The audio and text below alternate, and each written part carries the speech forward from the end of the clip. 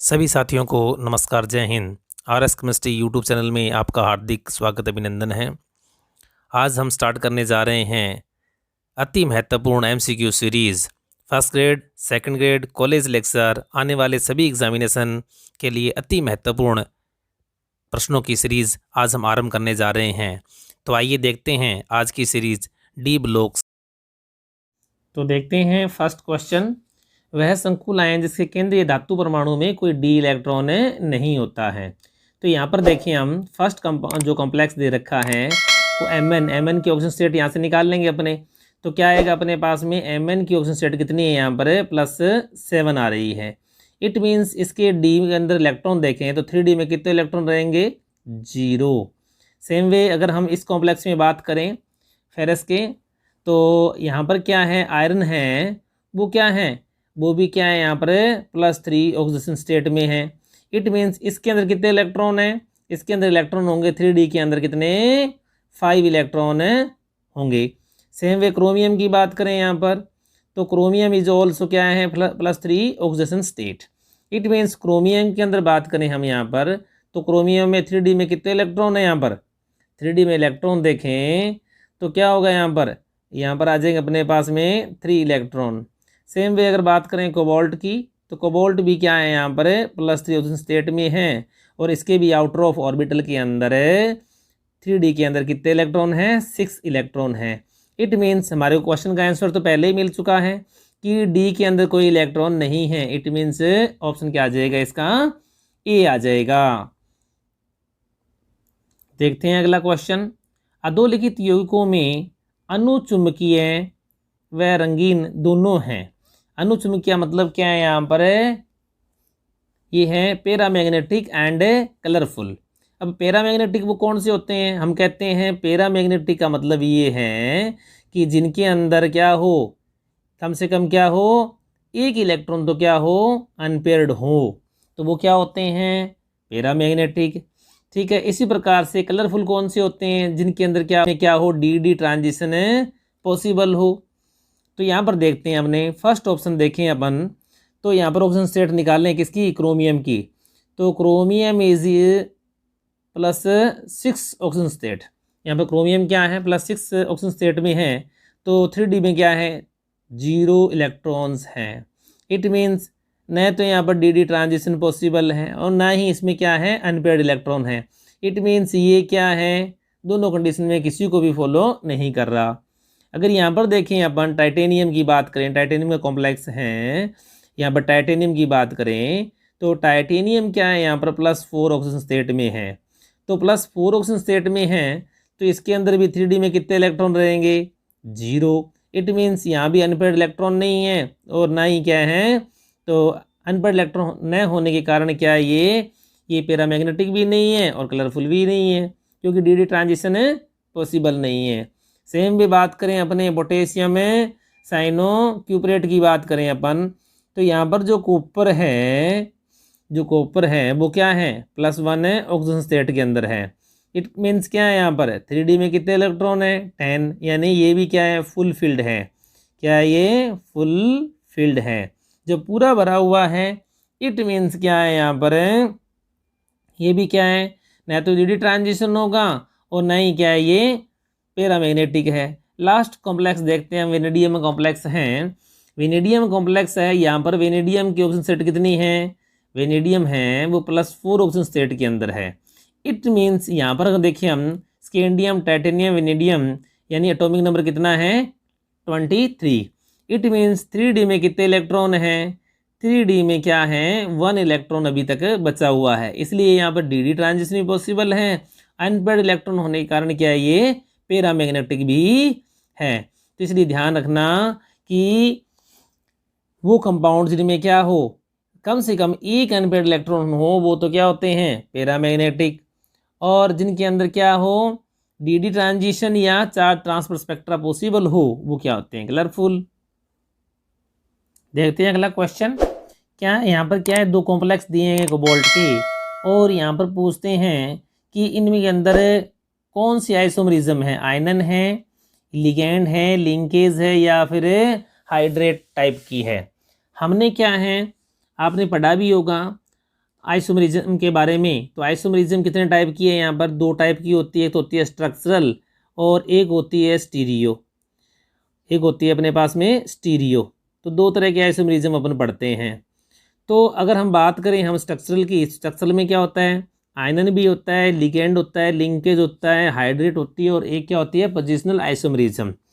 तो यहाँ पर इस कंपाउंड में देखें तो आयनन में क्या था कि कॉम्प्लेक्स स्ट्रक्चर यानी जो इम्पिरिकल फॉर्मूला वो तो सेम हो, बट क्या है आयनाइजेशन पर क्या दें, डिफरेंट डिफरेंट आयंस दें।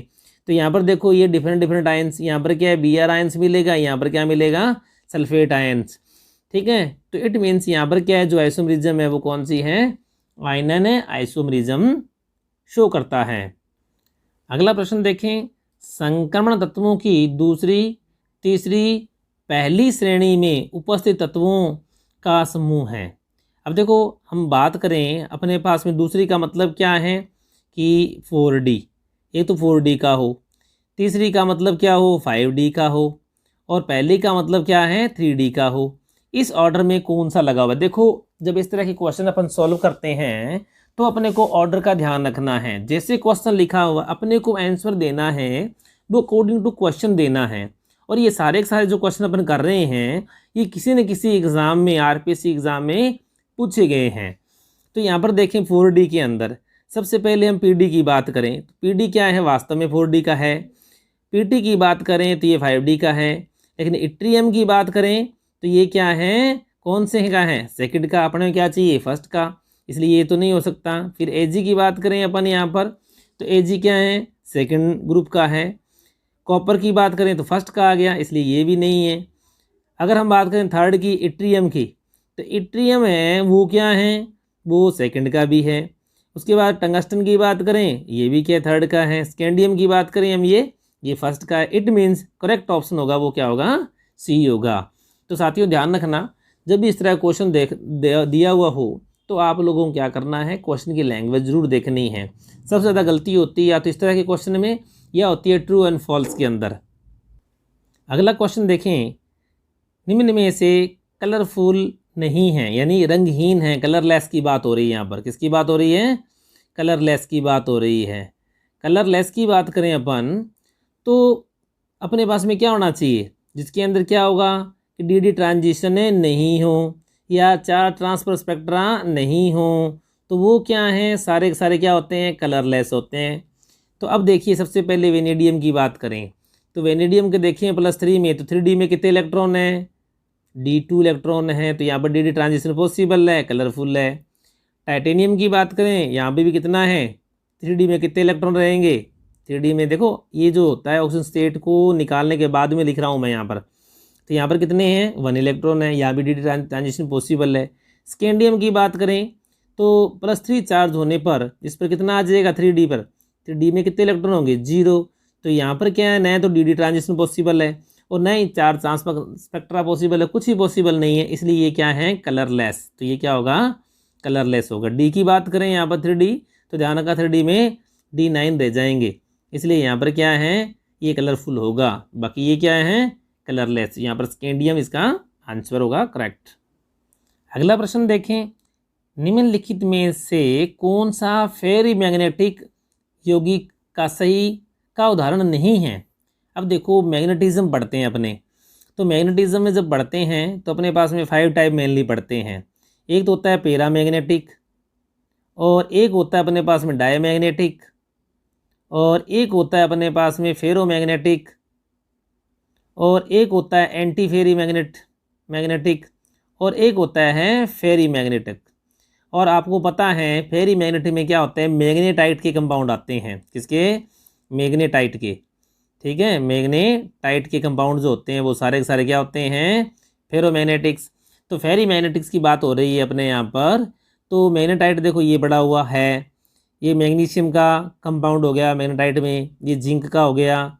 इट मतलब ये 3 तो क्या है, लेकिन उसने पूछा नहीं है, नहीं का मतलब this compound is not a ferrimagnetic compound. Option क्या आ जाएगा, D। अगला प्रश्न बहुत ही महत्वपूर्ण प्रश्न, एक अर्धचालक ऐसा इलेक्ट्रॉनिक चालक होता है, ठीक है, जिसकी देखो क्वेश्चन देखते हैं, चालकता है ताप बढ़ाने पर घटती है। अब बात हो रही है अर्धचालक मतलब सेमी कंडक्टर की। किसकी बात हो रही है? सेमी कंडक्टर की बात हो रही है। देखो हमने पढ़ा था कंडक्टिविटी के अकॉर्डिंग बात की थी अपन ने, वहाँ पर था हमारे पास में 3 टाइप्स के कंडक्टर, सेमी कंडक्टर और इंसुलेटर। तो यहाँ पर क्या कहता है? चालकता ताप बढ़ाने पर घटती है। दूसरा ऑप्शन क्या है? ताप बढ़ाने पर बढ़ती है। थर्ड कहता है चालकता ताप से अप्रभावित रहती है। फोर्थ क्या कहता है? चालकता का मान निम्न तापमान पर अधिकतम होता है। किसकी बात हो रही है? सेमीकंडक्टर की। हमें पता है सेमीकंडक्टर के अंदर वैलेंस सेल है और कंडक्टिंग सेल है, दोनों के अंदर क्या है? बहुत कम गैप होता है। हम कहते हैं कंडक्शन बैंड और जो वैलेंस बैंड है उनके अंदर डिफरेंस क्या होता है? एनर्जी डिफरेंस से बहुत कम होता है। इसलिए थोड़ा सा टेम्परेचर देने पर क्या होगा? जो इलेक्ट्रॉन होंगे वो कहाँ चले जाएंगे? अपर लेवल में चले जाएंगे। इट मीन्स ताप बढ़ाने पर चालकता क्या होती है? इनकी बढ़ती है। किस केस में? सेमीकंडक्टर के केस में। देखते हैं अगला प्रश्न, निम्नलिखित में से कौन प्रतिचुंबकीय आयन है? प्रतिचुंबकीय मतलब क्या है? यहाँ पर है डायमैग्नेटिक्स। हमें पता है डायमैग्नेटिक्स और पैरामैग्नेटिक्स के बारे में कि वो कंपाउंड्स या वो आयन्स जिनमें क्या हो? सारे के सारे इलेक्ट्रॉन पेयर्ड हों। सारे के सारे इलेक्ट्रॉन क्या हो? पेयर्ड हों। तो वो क्या होते हैं? जो पेयर्ड होते हैं वो क्या होते हैं? डायमैग्नेटिक्स। तो यहाँ पर यहाँ पर देखें टाइटेनियम के अंदर टाइटेनियम +4 है, इसमें क्या है? 3D में 0 इलेक्ट्रॉन। कितने इलेक्ट्रॉन है? 0। इट मीन्स ये क्या है? डायमैग्नेटिक्स। अगर हम बात करें वेनेडियम के अंदर 3D में कितने इलेक्ट्रॉन हैं? 2 इलेक्ट्रॉन। अगर हम बात करें किसकी? क्रोमियम +3 की, तो क्रोमियम +3 में 3D में कितने इलेक्ट्रॉन हैं? 3D के अंदर 3 इलेक्ट्रॉन हैं। इट मीन्स इनके अंदर क्या है? इसी प्रकार से बात करें कॉपर +2 की, तो इसमें भी क्या है? 3D के अंदर 9 इलेक्ट्रॉन है। इनमें क्या है? कम से कम एक या एक से अधिक अनपेयर्ड इलेक्ट्रॉन है। जैसे यहाँ 2 अनपेयर्ड इलेक्ट्रॉन है, इसकी बात करें 3 अनपेयर्ड इलेक्ट्रॉन है, इसमें 1 अनपेयर्ड इलेक्ट्रॉन है। ये सारे तो पैरामैग्नेटिक है और ये क्या है? डायमैग्नेटिक। इस प्रश्न को देखें, ट्रिस इथेन 1,2 डाइमीन यानी एथिलीन डाइमीन कोबाल्ट 3। देखो इस तरह के क्वेश्चन को सॉल्व करने के लिए आप अगर इनकी ऑक्सीजन स्टेट देख लो तो भी क्या क्वेश्चन सॉल्व हो जाते हैं। बात करें यहाँ पर ट्रिस की, तो लगभग सब में 3 लगा हुआ है। तो एथिलीन डाइमीन है वो ट्रिस पोजीशन में है। लेकिन अगर हम निकालें इनकी ऑक्सीजन स्टेट, तो यहाँ पर देखें तो इसकी ऑक्सीजन +2 आएगी, इसकी ऑक्सीजन फ्रैक्शन वैल्यू आएगी। यहाँ पर देखें तो यहाँ पर ऑक्सीजन स्टेट है वो क्या आएगी? +3 आएगी। It means third option is the correct answer. अगला प्रश्न देखें, निम्नलिखित में किसका चुंबकीय आघूर्णन उच्चतम है? तो हमें पता है कि चुंबकीय आघूर्णन क्या होता है? म्यू इक्वल टू हमने क्या लिखा था? n+2 का होल अंडर रूट। ये था ना अपने पास में। तो इसी अकॉर्डिंग हम क्या चुंबकीय आघूर्णन ज्ञात कर लेते हैं। जैसे यहाँ पर मैग्नीज की बात करें, तो मैग्नीज क्या है? यहाँ पर +3 ऑक्सीडेशन स्टेट में है। तो इसके अंदर 3D में कितने इलेक्ट्रॉन रहेंगे? 4। और 4 के 4 इलेक्ट्रॉन देखें यहाँ पर अनपेयर्ड नहीं है। क्यों? क्योंकि यहाँ पर क्या है? साइनाइड जो लिगेंड लगा हुआ है ये क्या है? स्ट्रॉन्ग लिगेंड है। किस प्रकार का लिगेंड है? स्ट्रॉन्ग। इसलिए सारे इलेक्ट्रॉन क्या हो जाएंगे? ये पेयर्ड हो जाएंगे। सारे इलेक्ट्रॉन क्या हो जाएंगे? पेयर हो जाएंगे। इसी प्रकार से यहाँ पर देखें हम, तो यहाँ पर देखें तो यहाँ पर भी क्या है? Fe+3 फॉर्म में है और साइनाइड क्या है? स्ट्रॉन्ग फील्ड लिगेंड में। तो 3D के अंदर कितने इलेक्ट्रॉन है? 3D के अंदर क्या है अपने पास में? 5 इलेक्ट्रॉन। 5 में से क्या है? 4 तो क्या हो गए? पेयर्ड हो गए। और एक इलेक्ट्रॉन अपने पास में क्या बचा? अनपेयर्ड बचा। तो एक इलेक्ट्रॉन अनपेयर्ड है तो अपने पास में क्या आ जाएगा? इसके लिए जो मैग्नेटिक मोमेंट की वैल्यू है वो कितनी आ जाएगी? 1.8 अबाउट आ जाएगी। अगर यहाँ पर देखें Fe के अंदर, तो यहाँ पर Fe क्या है? +3 ऑक्सीजन स्टेट में। लेकिन यहाँ पर जो लिगेंड लगा हुआ है वो क्या है? वीक लिगेंड है। किस प्रकार का? वीक लिगेंड है।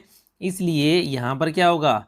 3D5 और 5 के 5 क्या है? यहाँ पर अनपेयर्ड इलेक्ट्रॉन है। तो यहाँ पर मैग्नेटिक मोमेंटम की वैल्यू देखें तो कितनी आ जाएंगी? 5.8 के लगभग आ जाएगी। सेम वे कोबाल्ट की बात करें, यहाँ पर कोबाल्ट यहाँ भी कितने +3 ओजोन स्टेट में है, तो इसमें कितने इलेक्ट्रॉन होंगे 3D में, 3D यानी आयन की बात हो रही है, 3D में कितने इलेक्ट्रॉन होंगे 6। और ये क्या है वीक लिगेंड, और वीक लिगेंड होने पर क्या बचेंगे इसमें, एक तो पेयरिंग होगी, बाकी 4 क्या है अनपेयर्ड इलेक्ट्रॉन होंगे। तो इनके लिए मैग्नेटिक मोमेंट की वैल्यू जो है अबाउट कितनी आ जाएगी 4.8 आ जाएगी। इसलिए यहाँ पर जो चुंबकीय आघूर्ण का मान है यानी वैल्यू है सर्वाधिक किसका होगा सी ऑप्शन का होगा।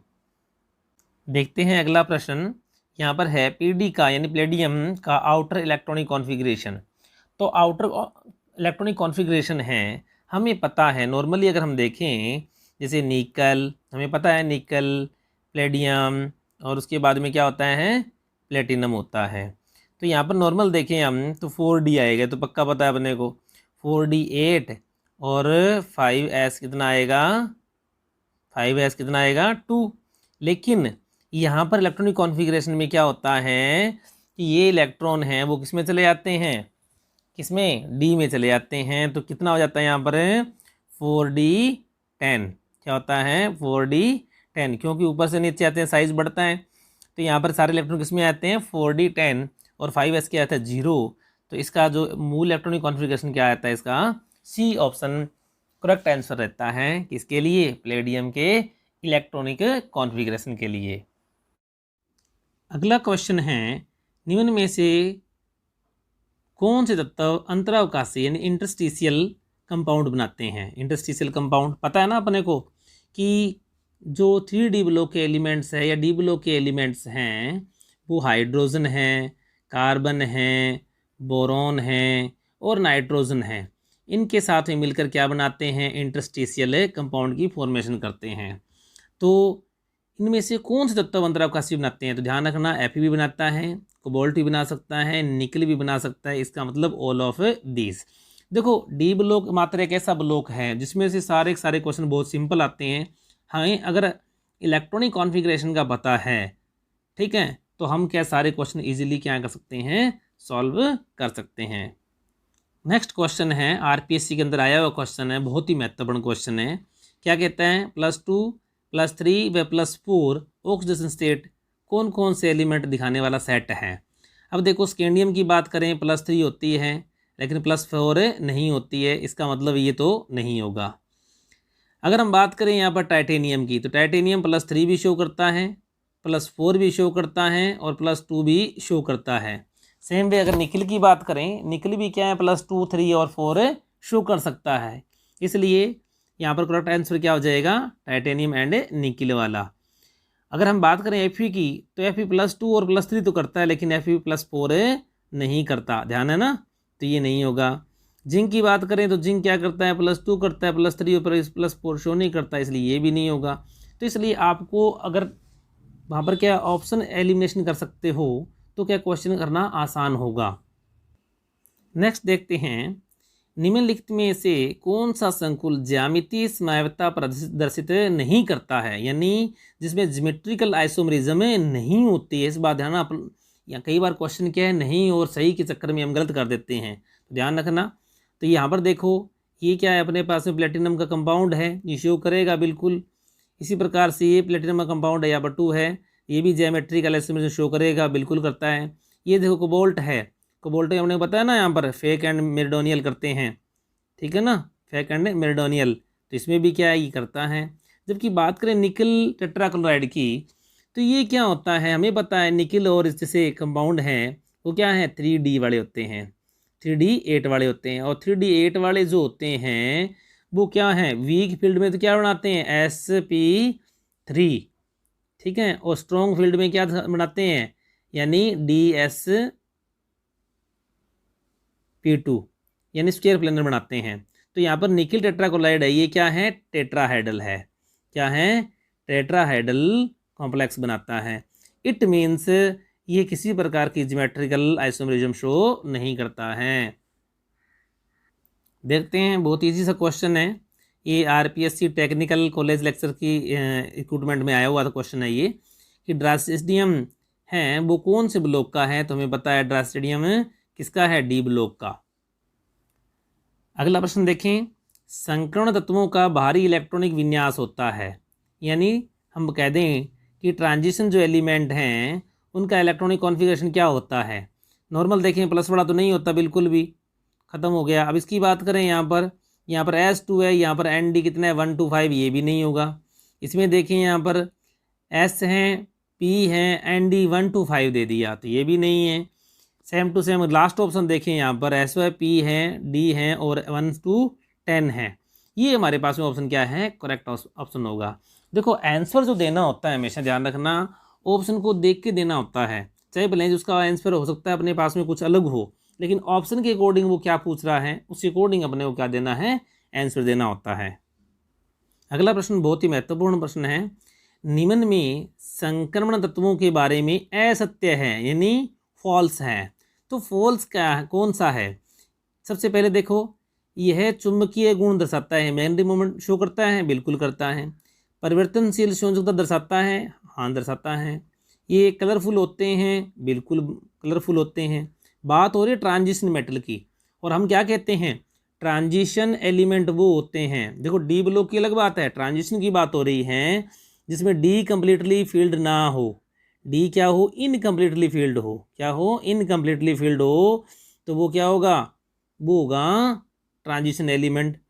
तो अपन कह सकते हैं इसमें लास्ट ऑप्शन देखें, इसमें डी ऑर्बिटल्स कंप्लीटली भरे होते हैं, this is the incorrect answer.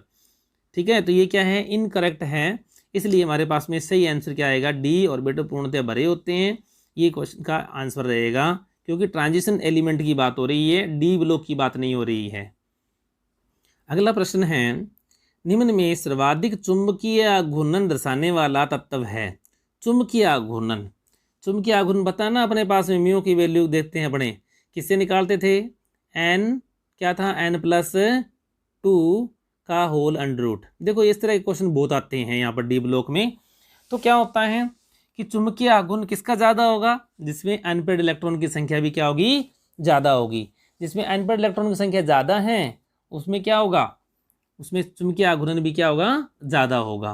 तो अगर हम देखें स्कैंडियम की बात करें, तो स्कैंडियम के अंदर क्या होता है, इलेक्ट्रॉनिक अगर हम देखें एटॉमिक नंबर देखें इसका क्या होता है 21। एफ की बात करें फेरिस का क्या होता है 26, कोबाल्ट का 27 और इसका क्या है निकल का 28। अगर हम देखें यहाँ पर देखें 3D में कितने इलेक्ट्रॉन हैं, तो सबसे पहले हम 3D में कितने इलेक्ट्रॉन हैं, यहाँ पर 3D के अंदर क्या, स्कैंडियम के अंदर क्या होगा 1 इलेक्ट्रॉन। इसके अंदर बात करें 3D फेरस के अंदर बात करें हम, तो यहाँ डी में कितने इलेक्ट्रॉन हैं, 6 इलेक्ट्रॉन हैं। इसी प्रकार से बात करें कोबाल्ट की, तो यहाँ पर डी में कितने इलेक्ट्रॉन होते हैं 7, और निकिल की बात करें तो 3D में कितने होते हैं 8 इलेक्ट्रॉन। अब यहाँ पर देखें, यहाँ पर तो क्या है 1 अनपेड इलेक्ट्रॉन है, इसके लिए मैग्नेटिक मोमेंट की वैल्यू कितनी होगी 1.8। ठीक है, इसी प्रकार से इसकी बात करें हम, तो यहाँ पर क्या होगा पेयरिंग हो जाएगी। ठीक है, तो अपने पास में कितने इलेक्ट्रॉन बचेंगे, 4 इलेक्ट्रॉन क्या है अनपेयर्ड है। इसका मतलब इसके लिए कितना हो जाएगा, इसकी वैल्यू कितनी आ जाएगी मैग्नेटिक मोमेंट की 4.8। इसी प्रकार से में पेयरिंग और हो जाएगी, इसमें कितने बचेंगे 3, तो 3.8। इसके अंदर कितने बचेंगे, लास्ट में 2 बचेंगे तो 2.8। इसलिए हम कह सकते हैं सर्वाधिक जो मैग्नेटिक मोमेंट की वैल्यू है वो किसकी होगी, Fv की होगी। देखो दोस्तों इन क्वेश्चनों को सोल्व करने के लिए हमारे को बस कुछ नहीं, इलेक्ट्रॉनिक कॉन्फ़िगरेशन का ही पता होना चाहिए। इलेक्ट्रॉनिक कॉन्फ़िगरेशन पता है तो डी ब्लॉक के सारे क्वेश्चनों को हम इजीली सॉल्व कर सकते हैं। अगला प्रश्न देखो, यहाँ पर सत्य नहीं है, ये क्या है, असत्य की बात हो रही है, असत्य बात हो रही है कि फॉल्स कौन सा है। देखो फॉल्स की बात करें अपन यहाँ पर तो क्या है, देखो यहाँ पर क्या लिखा हुआ है कि कॉपर फर्स्ट है वो क्या है डायमैग्नेटिक है, जबकि सेकंड क्या है पैरामैग्नेटिक है, इस करेक्ट है ये। तो इसी प्रकार से ये क्या है कलरफुल है, ये क्या है कलरलेस है। +3 है, इसका मतलब इसमें कोई इलेक्ट्रॉन नहीं है, जब +3 है कोई इलेक्ट्रॉन नहीं है तो ये कलरलेस होगा। जबकि इसमें क्या है 1 इलेक्ट्रॉन अपने पास में एस्केपिंग में है 3D में, तो डी ट्रांजिशन होगा, ये कलरफुल है, ये भी सही है, सत्य है। अगर हम 3D की आयन ऊर्जा की बात करें हम 5D की, वो 3D और 4D से क्या होती है ज़्यादा होती है, बिल्कुल होती है, ये भी सत्य है। जबकि असत्य की बात करें तो संकर्ण तत्व संकुलों का निर्माण नहीं करते, जबकि हमें पता है सर्वाधिक संकुल इसी में से बनते हैं। इसलिए राइट आंसर क्या आ जाएगा, इनकरेक्ट क्या है, ये है। राइट आंसर क्या आ जाएगा, डी आ जाएगा।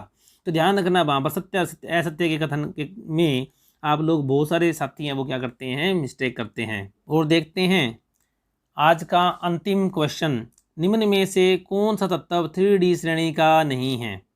3D श्रेणी का नहीं है, ठीक है। तो आयरन है, बिल्कुल है। कोबाल्ट है, बिल्कुल 3D का है। कॉपर भी 3D का है। गोल्ड क्या है, 3D का नहीं है। ये क्या है, होता है 5D का, पता है ना अपने को।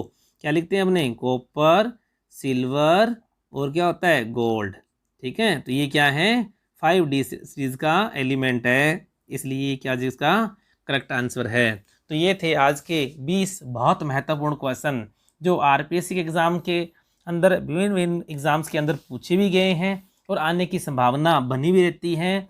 तो आप दोस्तों लाइक कीजिए, शेयर कीजिए, अपने दोस्तों मित्रों को बताइए। और आपको प्रतिदिन 7 बजे MCQs की क्लास है वो मिला करेगी। हम सभी टॉपिक्स पर MCQs क्वेश्चन पेपर लेके आ रहे हैं, तो तैयार रहें। Thank you.